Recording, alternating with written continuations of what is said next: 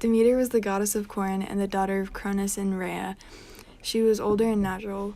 Corn was sowed long before vines were planted. The first cornfield was the beginning of settled life on earth. It made sense for a goddess to be the god of corn because a man's job was to hunt and fish, where women plowed and scattered the seeds and reaped the harvest. She was worshipped not like other gods by bloody sacrifices, but in a humble act that made the farm fruitful. Demeter had only one daughter, Persephone, who was taken from her by the Lord of the Dark World.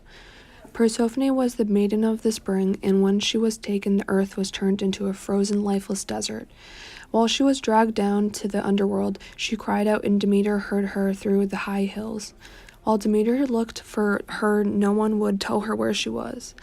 The sun told her that the daughter was taken in the world beneath the earth among the shadowy dead. This event caused major grief and suffering for Demeter, sending her into a depressed-like state. She left Olympus and met 4 maidens that brought her to their mother. While with them, Demeter nursed the mother's son, who grew like a god, and her purpose was to give him immortal youth.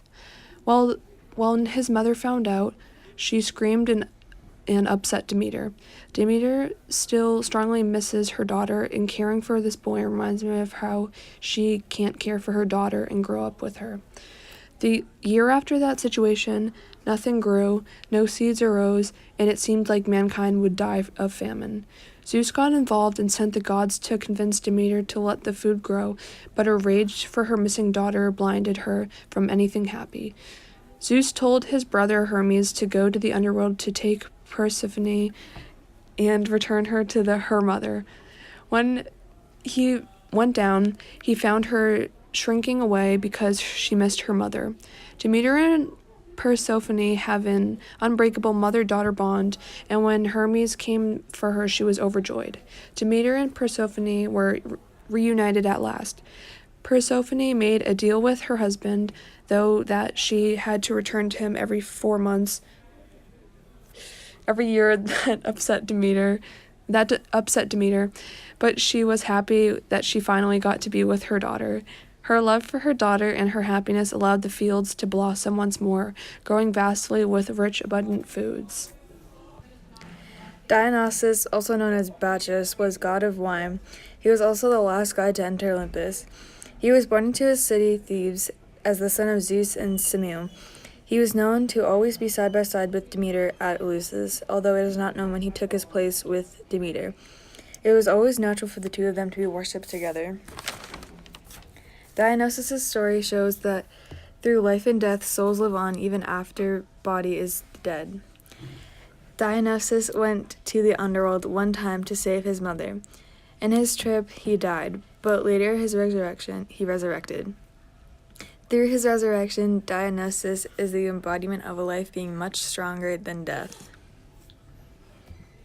For the story of Demeter, her relationship with her daughter Persephone represents birth, growth, reproduction, and death. Persephone grows up with her mother until she is taken. After she is taken, she represents death because she is wasting away without her mother. The earth also represents growth and death because when Demeter refuses to allow anything to grow, the earth starts to perish, which kills off some of the human race. When she gets her daughter back, the earth's fields are resurrected and blossom with life. Dionysus' story mostly represents life and death. Throughout his resurrection, he symbolizes life being much stronger and more important than death.